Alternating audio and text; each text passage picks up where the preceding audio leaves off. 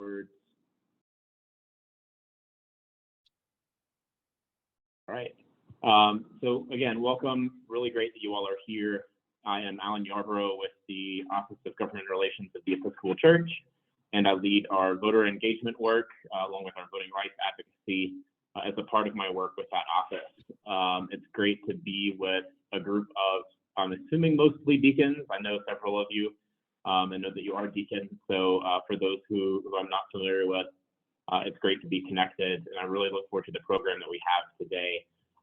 We'll spend about 30 minutes or so hearing from Bryce Bennett with Vote Early Day, which is a part of Civic Holidays. Please make sure to ask him questions about that work. We've been promoting them. We're an official partner with those organizations, and then we'll have about 30 minutes of a bit more informal conversation where I'll share a couple of our other resources that you all can use in your local voter engagement work. But first, and I'm doing tech, so it's a little bit slow. Carter Holley, I'd love interim executive director, I believe. Let me add 10. I'd love to give you a moment to say a few words to welcome folks to this co-hosted webinar. Great. Thank you, Alan. I am so grateful that you are here, and I really appreciate Alan's persistence. This is something that he had asked AED to put together probably back in March, and with some leadership transitions, it just didn't happen. And then the summer happened, and anyway, so I'm very grateful that we actually finally got this pulled together. Thank you, Alan, for doing it. And thank you, Bryce, for the expertise that you're going to bring. And thanks to all of you deacons for showing up for this really, really important work. You didn't come here to have me talk to you. So at this point, I will turn it over to Bryce, but I just wanted to thank you all for being here and for doing this good work. So thank you. Well, wonderful. Thank you so much for the introduction. Thanks for the opportunity to be here. Give me just a second to get my screen shared with you here.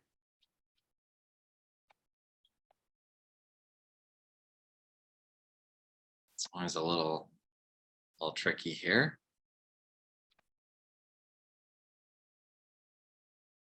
All right. Can everybody see my screen at this point? Thumbs up. Awesome. Well, folks, thank you for the opportunity to be with you all tonight.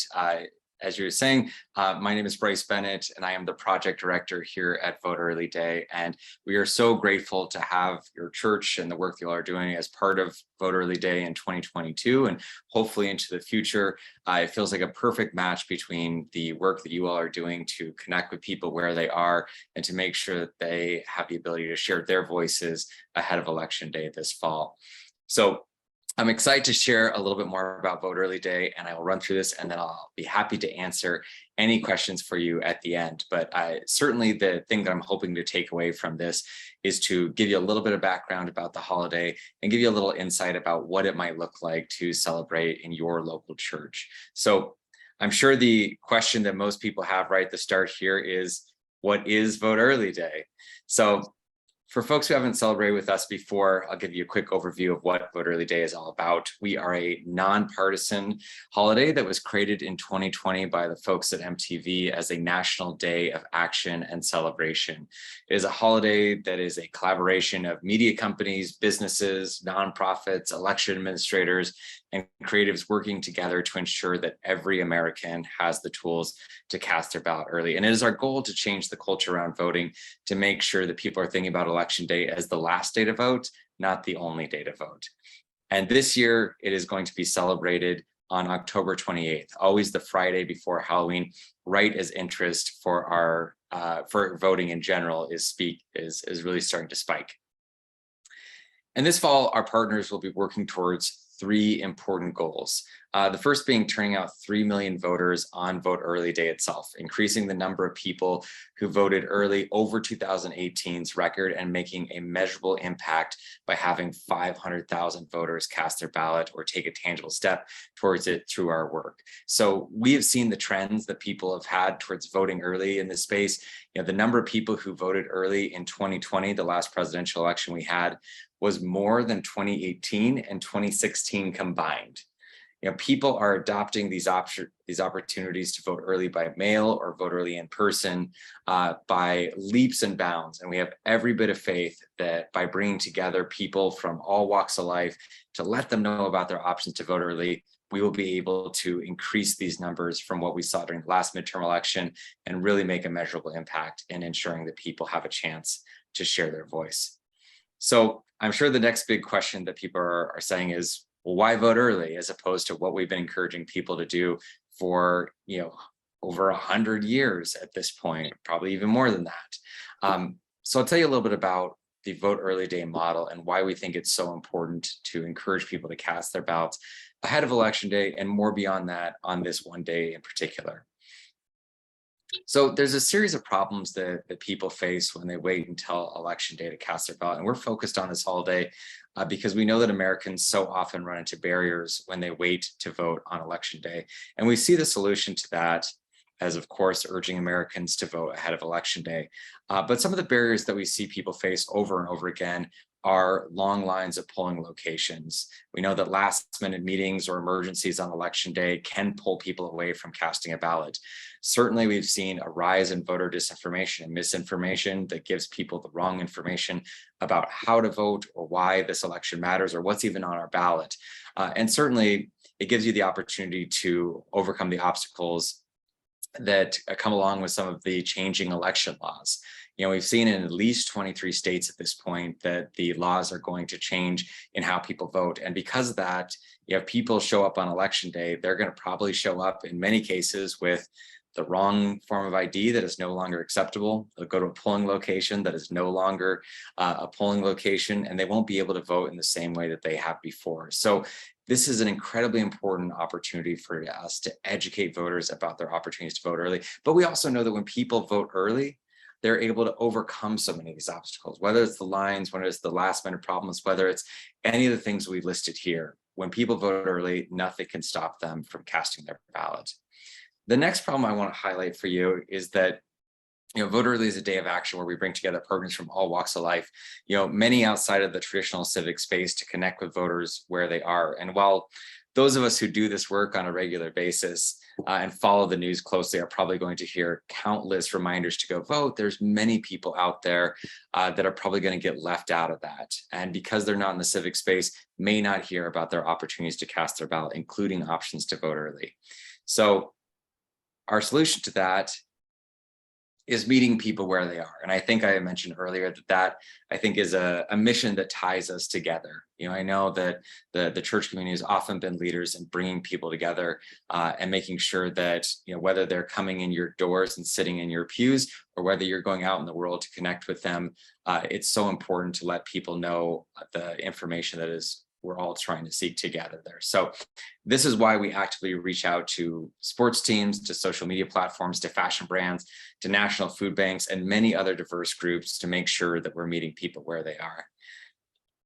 By bringing together thousands of amazing partners, we can break through the noise and connect with people where they live and work and play, no matter where they live, who they are or how they vote. And you can see a sample here of some of the bigger names of folks that have been involved with Vote Early Day. We've had over 3,200 national partners since or national and local partners since we launched in 2020.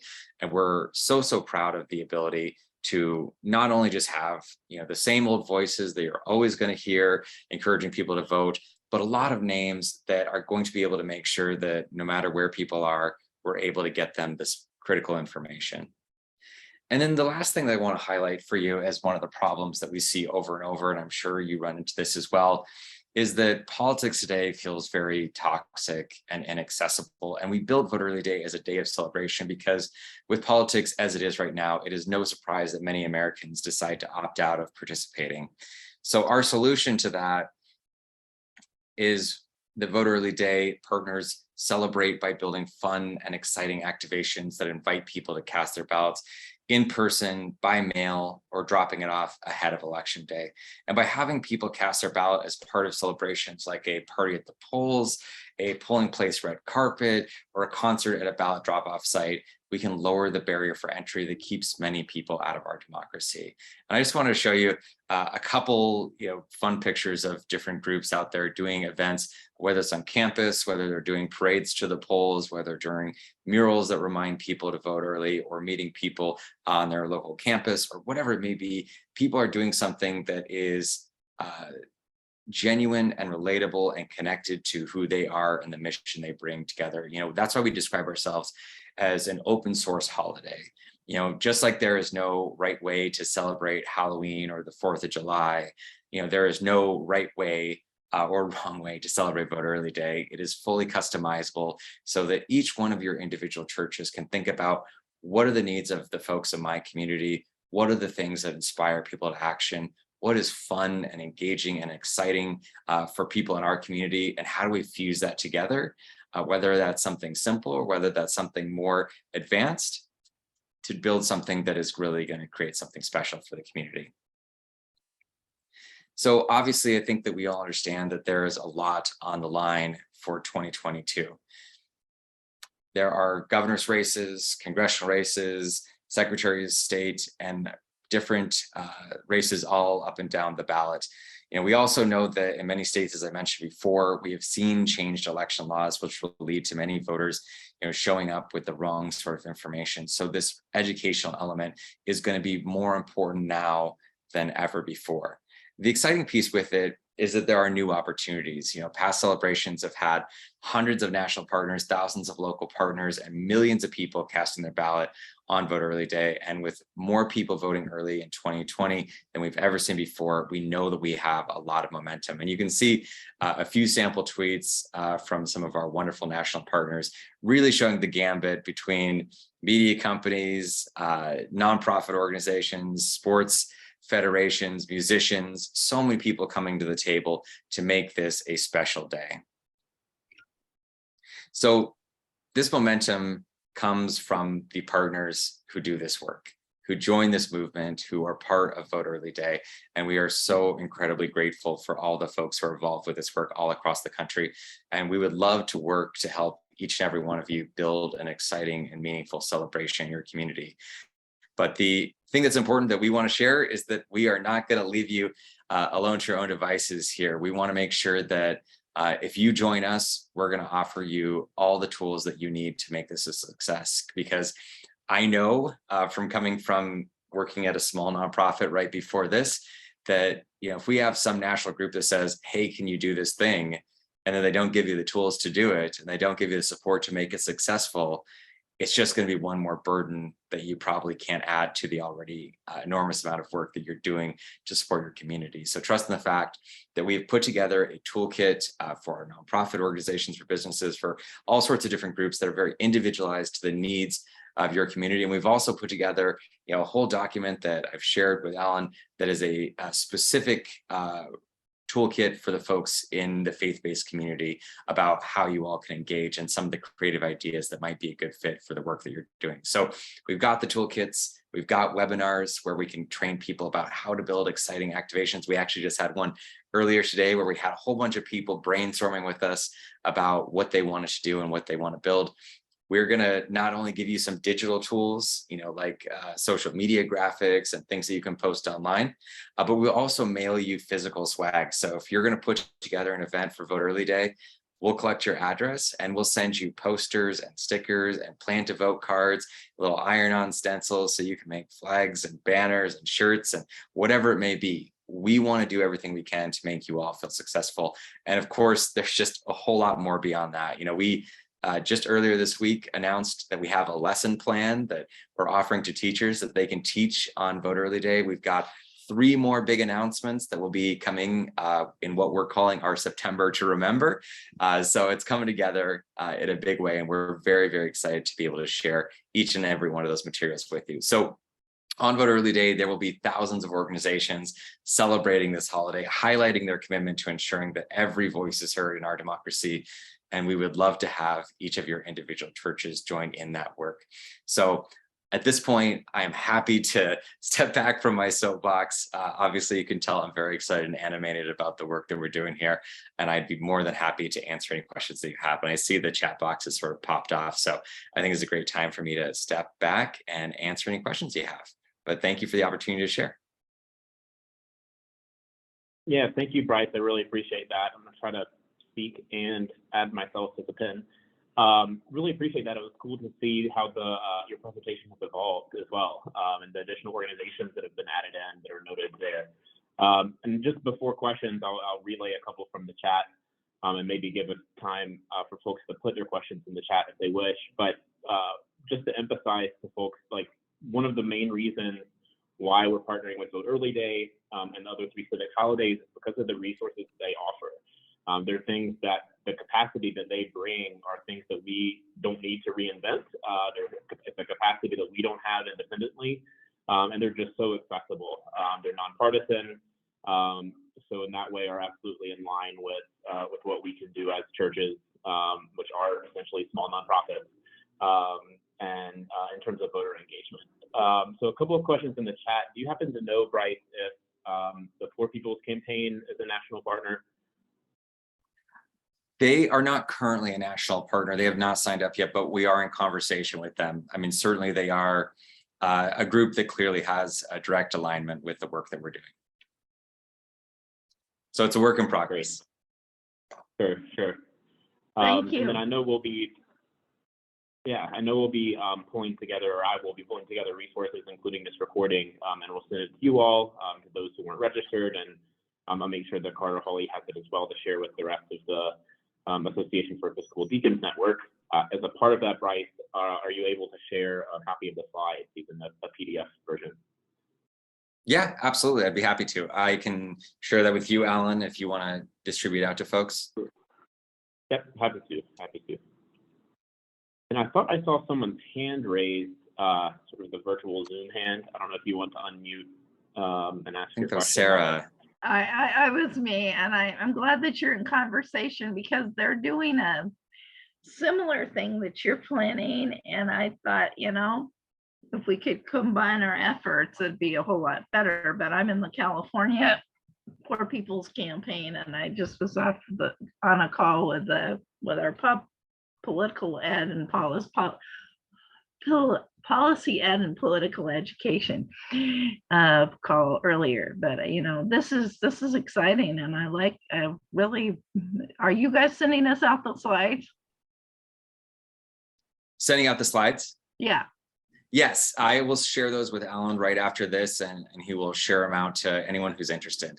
And certainly, Alan has access to the one pager, which I think is like maybe 2 or 3 pages of ideas that we shared with him about ways that faith-based communities could celebrate Vote Early Day. And we had a really exciting collaboration, both with folks involved with your church as well as other communities of faith, to really think that through, because this is an exciting and growing piece of the coalition that makes up Vote Early Day. And we're very excited to share that resource with you as well. Thank you. Good to see you again, Alan. This is 3 days in a row. It is 3 days in a row. Good to see you too, Sarah. Don, and then there are some questions in the chat, but Don, you want to go ahead? Yeah, I wanted to find out what we're doing with our election activators in the Episcopal Church. I don't want to step on what they're doing. I'd rather coordinate if there's some way for you also to let us know that. Mute myself. Yes, happy to do that, and we can discuss that more in sort of the second half of the call. Happy to discuss that more. Okay. Maureen Elizabeth had asked if there are any suggestions for states that have 100% vote by mail, and how you're engaging there. Yeah, absolutely. So we consider any way that people cast a ballot ahead of Election Day as voting early, and voting by mail is the biggest way that people vote early. So, we encourage people to mail in their ballots on Vote Early Day, to drop off their ballot at a polling location or a drop box or wherever it may be that works in your state, or to go in person for the states that have those opportunities. And even in places that are all vote by mail, like Washington, Colorado, and other places, there are generally voting centers where people have an opportunity to go in, either get a new ballot or cast it there. So all of those options are really, really important and are all great ways for people to celebrate Vote Early Day.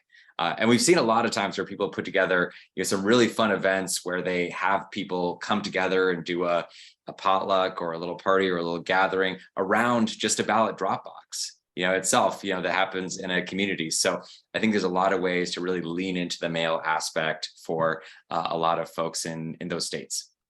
And just really quickly, Alan, I also want to mention that I know that there are also six states out there that have the opportunity or unfortunately don't have no excuse absentee or don't have in-person early voting. And if you happen to be in one of those states like Alabama or Mississippi or New Hampshire or Connecticut, Missouri, there's one more, I always forget it, but in those places, we really encourage people to use the day as an opportunity to help people make plans to vote. So that they can really think through the process of how they're going to cast their ballot and utilize the day as still an important way to get people closer and closer to sharing their voice. Yeah, that's a great point, Bryce, and thank you for sharing that. It's sort of beyond just Vote Early Day. That's one of our suggestions for Episcopalians that want to do voter engagement, is to make sure you're asking people what their plan is. Because if people can articulate it, they've done the research, they know what they have to do, they're more likely to carry it out versus saying, yeah, I'm going to vote. That's not quite sufficient enough. And so I know, even for myself, I have to vote absentee. It takes a couple of extra steps to do that. And people are in all sorts of different sort of positions and places with that. You mentioned, Bryce, as well, something that connects to a question in the chat about down ballot races. Of course, this is a midterm election, so there's not a presidential race. Which I think is ever more reason to point to the fact that there is a whole ballot out there. So are there ways that you all help with nonpartisan discussion or education with respect to ballot initiatives and candidates, especially those down ballot? Yeah, absolutely. So I will say that at the national level, we've partnered with a group called Guides.vote that is creating a series of nonpartisan voter guides that just show where candidates stand on the issues. So we are not an advocacy organization. We're not a partisan organization, so we don't really engage in any of that work, but certainly happy to highlight partners who are doing nonpartisan work on that front. But, these events that happen on Vote Early Day are really a wonderful opportunity to provide a lot of that education for folks about what else is on people's ballots. Because, certainly last year in 2021, we really had to lean into that because people didn't even know that there was an election happening, even though there was major, mayor's races and city council races, a handful of congressional special elections. They're happening everywhere across the country. So we have a little bit more light shining on this election with, U.S. Senate races, congressional races, governor's races, and a lot of other statewide races that are really going to inspire people to turn out. But we also understand that, there's really nothing that's going to compare to the bright lights of the presidential race. So that's why it really falls on community organizations in every community across the country to, lean into events like Vote Early Day to bring this information to people in a fun and exciting and approachable way. Do you know if Reclaim the Vote is a partner? I don't believe they are. I don't know that I'm familiar with Reclaim the Vote. So if somebody has a connection or has some information about them, please pass it on. We're always looking for more groups to connect with. Yeah, Diane, I see your virtual hand raised. You need to unmute. Hi, I have a question about League of Women Voters. In Maryland, we get some very good nonpartisan type of information from them that covers our whole state. Do you like the League? And are they we love the League. The League is one of our biggest and best partners we have out there. So the League is a national partner at the national level, and then We've got, I couldn't even count for you how many local chapters of the league all across the country who have signed up to be partners as well, just as we're hoping each of your individual churches does as well. So yeah, the league is fantastic. They do such important work, and they're absolutely one of the best partners we have out there. Great. Thank you. Absolutely. Yeah, and just from our perspective in the Office of Government Relations, I've been in a couple of presentations with state level leagues of women voters, and same thing. I've come away impressed, I think, in particular of it's always odd doing voter engagement while also talking about changes to the election process that have come about through policy, but they've done a good job being honest about that and talking about it, but also hopefully framing it in a positive way that doesn't contribute to discouraging voter turnout, but rather says, okay, these are the additional steps in some places. How do we communicate this? How do we shape this in a way that still motivates people to go out and vote? So I've also been impressed with the few touch points I've had with them. Good. Any other questions for Bryce? And again, we'll spend the next half of the call just talking about our other Episcopal resources.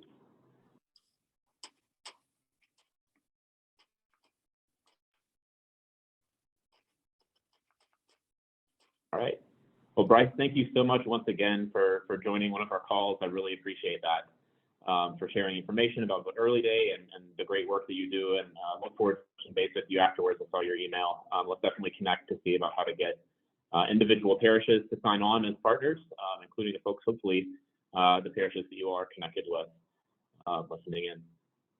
Absolutely. Well, again, folks, thanks for the opportunity to connect with you. It was great to have this conversation, and certainly feel free to reach out if you have any questions along the way. I'm more than happy to connect with you and share the information we have. So I'll talk to y'all soon. Have a great night. Thanks, Bryce. So we will we'll continue. I want to share just a couple of resources with you all that we have from our office. Please, as you have questions, continue to put them in the chat, but also happy to have more. If you want to ask your question out loud or engage in conversation, happy to do that as well. I'm going to share my screen and really just walk through our website so that you can see where to go to get resources. You should be able to see now that's the U.S. Capitol building and our Office of Government Relations website. From the home page, we have an advocacy resources section for civil discourse, election engagement, misinformation, which that resource may come into play and be helpful for you all in this as well. So I'll go there. And first thing that comes up is the Episcopal Election Activators Program. I see a few of our election activators on the call, which is really great. Thank you all for tuning in. Episcopal Election Activators is a new initiative this year, trying to find volunteers across the Episcopal Church in the U.S. To help basically with our Get Out the Vote efforts. Part of this is aiming to build just a sense of community among people that want to be dedicated to this work, that want to amplify this work locally. It is based loosely off of our EPPN Ambassadors program, which helps to amplify our advocacy pieces, but election activators focus on getting out the vote. We have monthly calls. I send weekly updates to them.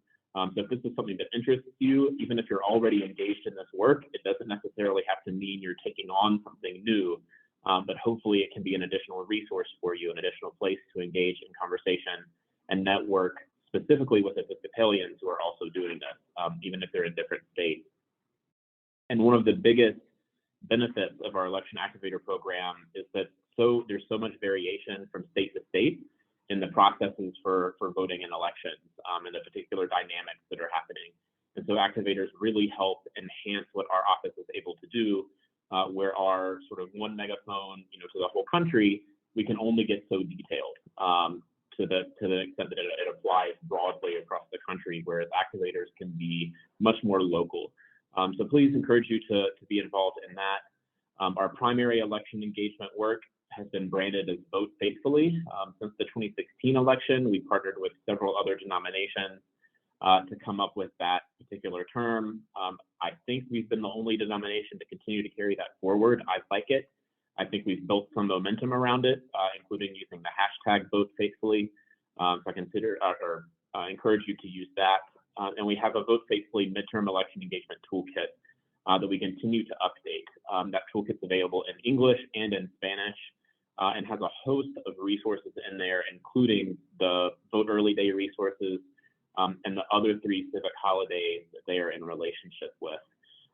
Where possible, for the Spanish version of the toolkit, we have replaced links with equivalent vetted organizations that offer the same resource, or at least something close to it, in Spanish. There are a couple of resources we unfortunately could not find equivalents of, or websites that did not have a Spanish version, and we had to remove those from the Vote Civilmente 2022 toolkit. Please make use of that. Let us know if you have any recommendations for any of these resources as well. Last piece on the toolkit, there are worship resources there, including hymn recommendations. Apologies for the background noise. One of the recommendations for this year's toolkit is to add links to actual YouTube videos of the hymns. There's a Prayers for the People centered around the elections, and some resources to make the Sunday before Election Day Vote Faithfully Sunday, to offer a prayerful space for this. We have, from the last election, the CPPN election series. Some of the particular details in that may be outdated, but a lot of the basic information is the same. And we anticipate this to be useful to you all again in your voter engagement work, given some concerns around voting processes, voter intimidation, some talks around concerns of violence at the polls and that sort of thing, and knowing what election integrity is, knowing, having certainty in what the processes are, knowing what voter access is like, knowing what to expect when you're electing. It's one of the silliest titles I think we've ever had come from our office. Can be really helpful for combating misinformation and pushing back against people who are spreading skepticism about the soundness of our elections. We have a couple of other resources, from the Pew to the Public Square, Voting and Homelessness. And finally, we have these I'm an Episcopalian and I voted stickers, pins, like lapel pins, and magnets available in English and Spanish. So if you would like to order those, please email us at this email address, which I'll actually pop in the chat. You can email us any questions, actually, at that email address. So I'm going to stop sharing my screen. And I think, okay, Diane, I saw a hand go up, but I didn't see who it was. Diane, you have a question?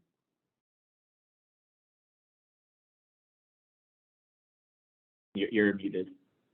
The evangelical Lutherans involved in this process?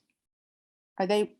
They were, and we work with them in a number of ways. We probably work with the ELCA advocacy office most closely than any other denominational advocacy office. So they were involved in that. We haven't coordinated as tangibly this particular election cycle, but one of the ways we're trying to work with them is to simply encourage other denominations to partner with Vote Early Day and the other 3 civic holidays, which actually I don't remember if I spoke much about those. I'm happy to go over those if you all would like. Yeah, I ask because I'm in a Lutheran parish, and we have several, and some more emerging ones. So I feel comfortable talking, maybe reaching out to the bishop, the Lutheran bishop or something of the sort, to, maybe we can work together in a couple of parishes. Yeah, thanks. Yeah, I think absolutely. There's a lot of coordination between those 2 denominations in this work. Broadly speaking, in fact, one of our colleagues, Patricia Kasari, she is 50% of her time is with our office, and 50% of her time is with the ELCA advocacy office, covering the international advocacy portfolio for both. So that's part of the full communion partnership between the 2 denominations, which I think is really cool. Not a lot of people know that. Okay. Rich. Hi, Alan. So can we get stickers with that symbol there on it? Do you have stickers that we can use? And yeah, absolutely. okay. And then what's the timeline on this? And is this a big push? And what are we talking about as far as the timeline on when this should play out? Should we start really going after it right now, or what's the plan? Do you mean for voter engagement overall? Yes. Or a particular? For program? this program that you're talking about, right? This is something that churches are doing? Yes, for Vote Early Day. So one of the main asks that we've been pushing is to promote and take part in the 4 civic holidays. One is National Voter Education Week. One is Vote Early Day. There's National Voter Registration Day, and then after the election is Election Heroes Day. That day is the newest of the 4, and they highlight election workers, different people who are involved in actually facilitating the election happening. States use different terms for that. I'm a Maryland voter, and they use the word judge, which I think is weird. So election judges actually are, employed by the state entity that facilitates the election actually happening. So I was there. I served as one not last year, but 2020. Was at the poll the whole day, helping people to vote, and that's what Election Heroes Day is about. So those 4 civic holidays, really, I think, because we trust them, we trust the nature of their messaging, we trust the nonpartisan nature of their work, which we all have to follow. Being a part of nonprofits ourselves, with the Episcopal Church, so in our official capacities, it has to be nonpartisan. And they just do a good job, I think, in having positive messaging around elections. The resources are very robust, and I think meet leaders, community leaders where they are, and giving them the tools that they need to help encourage voting in their area. So that's really, the work is now and has been ongoing for a few months. In terms of the stickers, I voted stickers. Reaching out to us is the easiest way, depending on how many you want or need, and which product of the 3 products: the magnets, the stickers, or the pens. There may be a couple of different ways. We'll have to direct you to actually acquire them.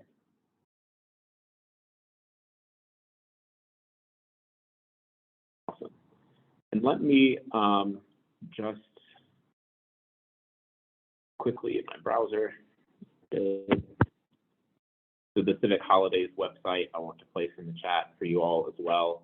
The Civic Holidays umbrella is relatively new. So the 4 different organizations you just heard from Vote Early Day fall under Civic Holidays. They're just really coordinating their efforts under one term. And I really love the term that they chose, Civic Holidays. It's celebratory, it's positive. I think it implies coming together to celebrate, our responsibility, to celebrate the opportunity to participate in our common life together. Certainly they use secular language, but the phrases I just used are very, very similar to what Presiding Bishop Curry has said before, and encouraging Episcopalians to help get out the vote or get souls to the polls, I believe was one of his phrases in 2020. And then I'm trying to think if there's anything else. On Election Day itself, in 2020, we organized Facebook Live. In 2020, we called it a prayer vigil, and we tried to do it all night long for 12 hours. We're not going to be quite as ambitious this year. We're going to do 6 p.m., 12 a.m. Eastern time, but we'll have Election Day prayers available on Facebook Live, and have both broadcasts from different parishes across the country and guest speakers at the top of each hour come in for 10 to 15 minutes to offer prayers and reflections about the election, again, on Election Day evening. And then the space will be held open on Facebook Live for people to engage with each other, to offer prayers, to interact through the comment section. That went very well. We were actually very pleasantly surprised at how well that was received, and just logistically, well, not logistically, we had some logistical problems, which we're prepared for this year. How pleasant people were, and grateful for having that space. So we're looking forward to being able to offer that again on Election Day.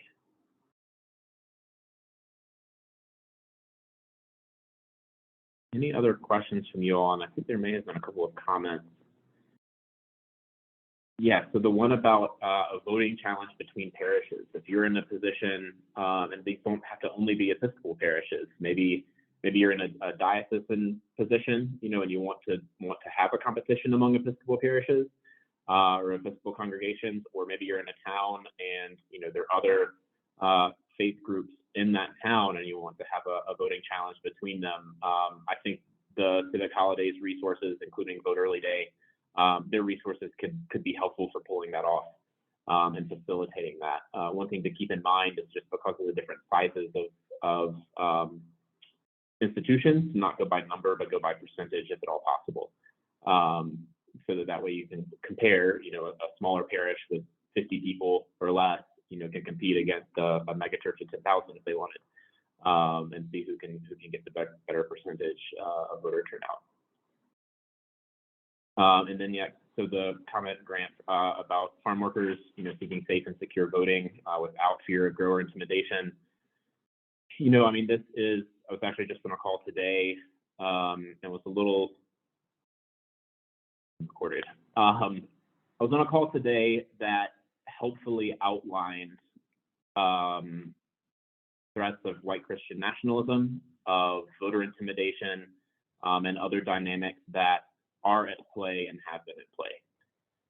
What I am seeking is additional tangible strategies and how we're going to address that, deflect it, protect folks against it, because I am not seeing a lot of that organized in a large scale, which does concern me a bit. That said, I think part of the beauty of, again, I hate to keep referring to Civic Holidays, but I just really appreciate their resources. Part of the beauty of their resources is they help highlight the different ways people can cast their vote. So as Bryce said, election day is the last day to cast your vote.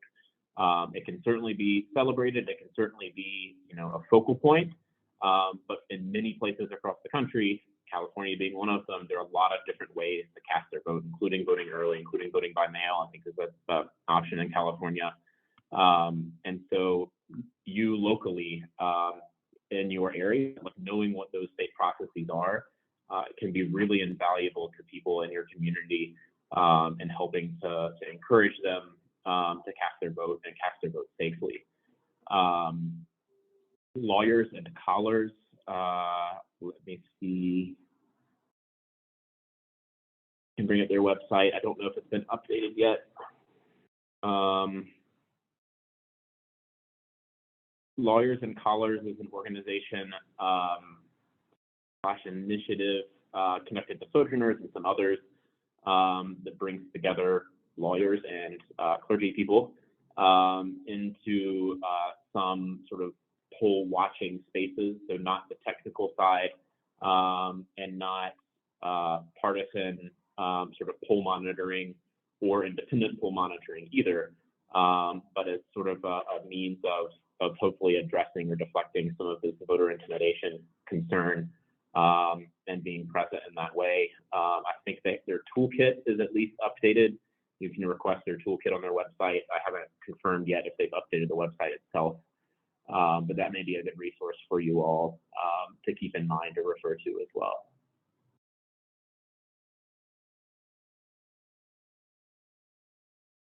Any questions or concerns or things, aspects of this we haven't touched on today?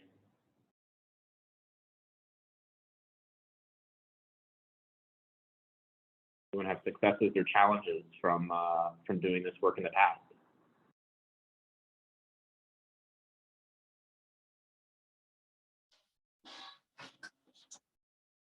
Yeah, Tom. It just occurs to me in the parish where I serve, and I suspect in others as well, October is Stewardship Month. And I'm not quite sure what it is I'm asking for, but it occurs to me it would be interesting to sort of frame voting as a form of stewardship. And I'm just curious whether anybody's done that. I'm going to chime in here, even though I didn't raise my hand. I think it's an absolutely fabulous thing, because being good voters, you have to be good stewards of your vote, and throwing it away is not practicing good stewardship. So I think they are a good pair. Thanks for bringing it up.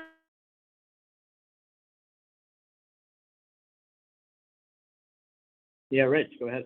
Yeah, as stewardship, but I've always thought of it as mission, that this is about bringing God's salvation to the ends of the earth.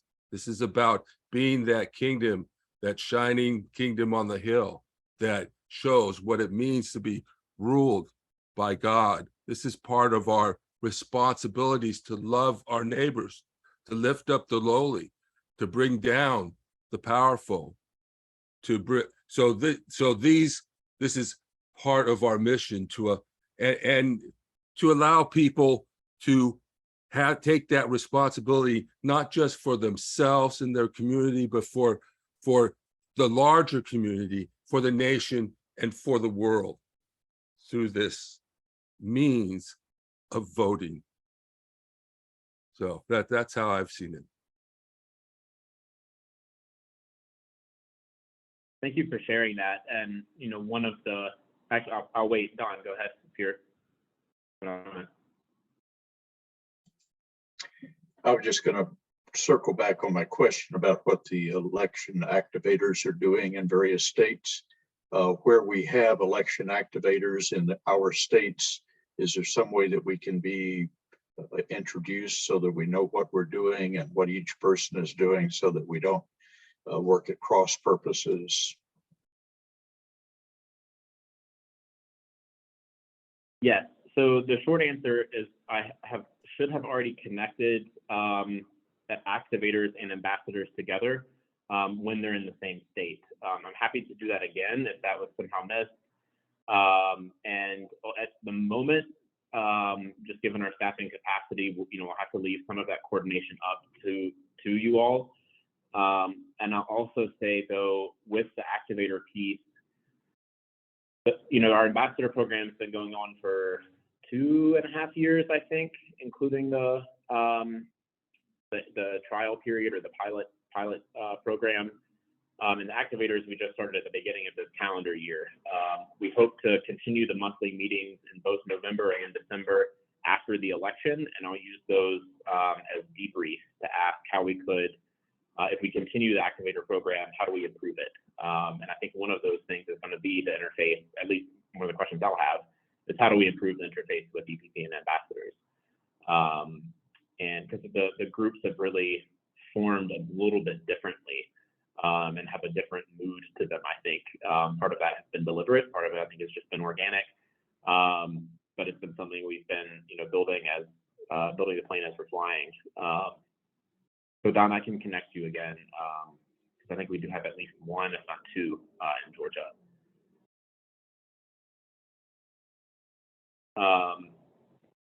And I think, Rich, and well, for all of you,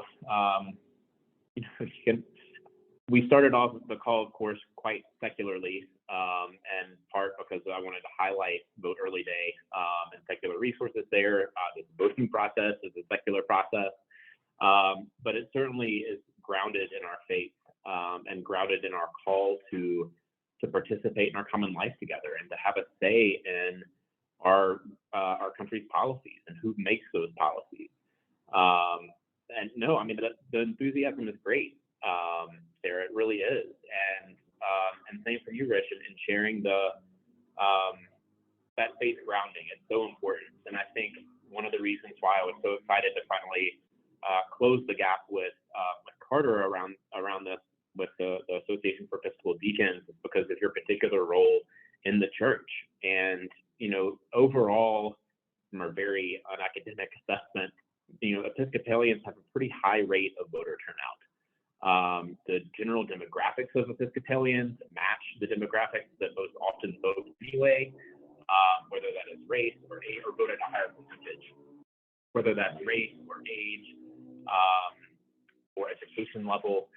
And so there are two, I think, faces to this work. One is, yes, continue to message to Episcopalians in the pews about their own responsibility to vote. But I think there's also an aspect to this of how do we as Episcopalians use our I like staff space, systems and stuff. How do we use our staff, our space, our systems, the stuff that we have to then help our community cast their vote? Do we have something on our church sign? Are we posting things on social media? Are we hosting a celebration publicly because our church happens to be, across from a polling station or happens to be a polling station? How do we lean into that role in helping our community?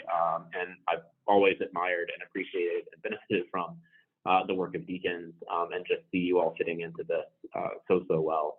So I hope that I don't mean to overlook that by having this call be so secular in nature. Maybe it's a reflection that we don't have any clergy in our office. I don't know. But I appreciate that intervention. Let's see, let me look at the chat right quick.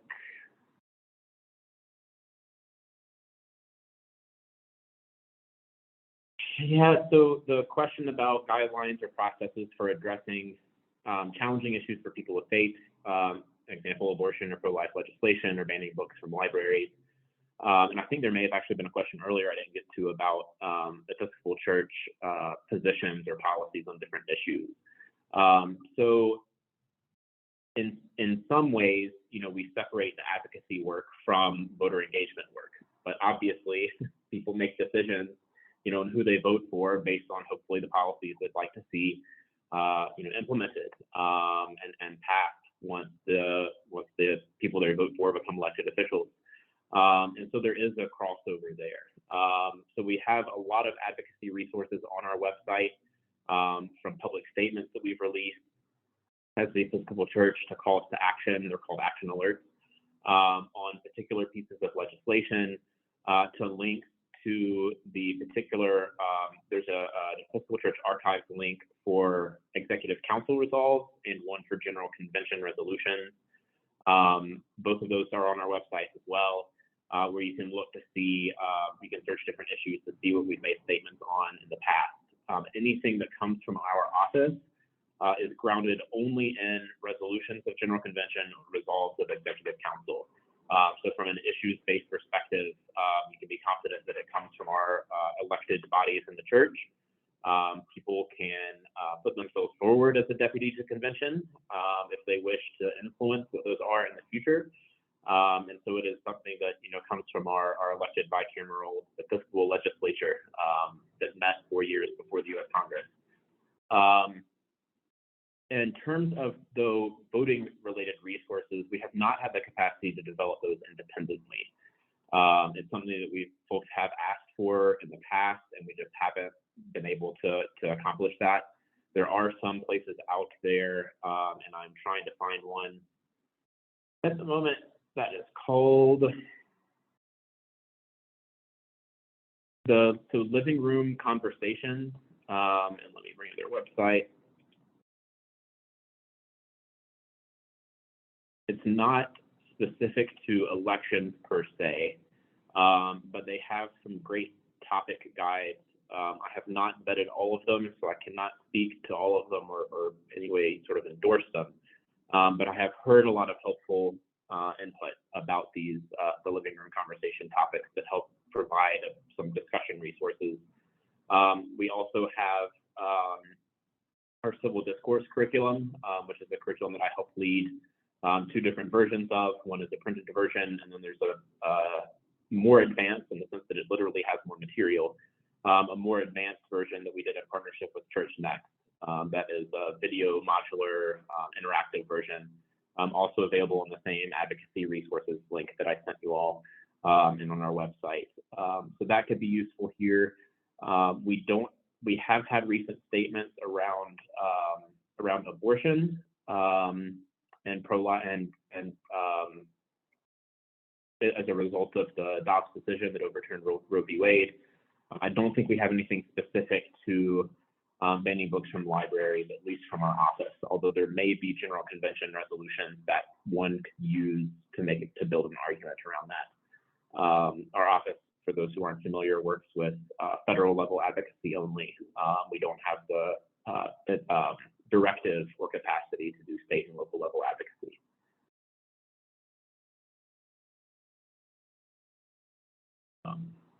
Yeah, folks are dropping off, which is okay. Any other, have I missed anything in the chat? I may have missed a few things.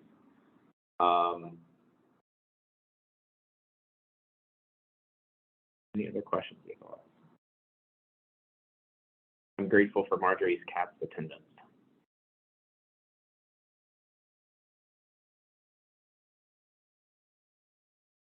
There's a meme, it's actually not really a meme. I guess it's more of a GIF or a little video of a cat like bobbing its head right in front of a screen. And your cat's face looks very similar to that one. She knows I'm not going anywhere and that I'm stuck here if I'm in front of my iPad, so she comes and sits in front of me. That makes sense.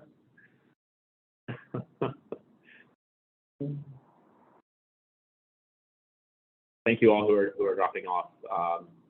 Rich, go ahead. I just wanted to add that on some issues, when we're looking to the church, it's important to have a process of discernment to investigate, to make sure that we're not, because there's a lot of propaganda and a lot of divisiveness, and we want to make sure that we have some basis, and looking to what the church has and has not done is an important thing to look to, as well as scripture and tradition, and I guess reason. I guess those are the three stools. So anyway, thank you. Yeah, absolutely. And you know, I mean, the reason one really, I think, is critical for this this misinformation, you know, situation, for lack of a better term. There are a couple of academic terms: disinformation, information disorder, etc. And we go into that. We go into that in our misinformation resource, which has some specific sections in it on different issues, but hopefully has some helpful resources for you all in combating misinformation, making sure you take those extra steps to identify the source. And one of those things is to, you know, reassure yourselves, reassure parishioners, reassure other church leaders of what the Episcopal Church has said and done, because that can even be manipulated by folks who want to manipulate it and distort people's understanding. It's an unfortunate part of this. The intern who ended up being a fellow with our office for about 2 years while she went through grad school, who led the initial draft of that resource. I love her opening that talks about misinformation not being new and refers, I believe, to the Garden of Eden and that story as sort of an example of early misinformation. It amuses me, even though it's certainly serious. It amuses me, and I appreciate that connection and context for what sometimes seems like a new problem, but really I think the tools are just new and different. And so how do we respond to it? How do we grapple with it? And I think the church is and can be at the forefront of that. We're at our hour. Thank you all so much for attending. I believe I put the EPPN email in the chat. You can also find our contact information on our website as well. I'll be pulling the links that we shared, the slides, this recording itself, hopefully in the next couple of days. It may not be until early next week. Pulling all that together, I'll send it to all of you who attended. I'll send it to those who registered but weren't able to attend, and make sure that it's distributed to the Association for Episcopal Deacons as well. So please have a good evening. Thank you for your work, and please, again, know that we're here as a resource for you all in the months to come. Thank you. Thank you.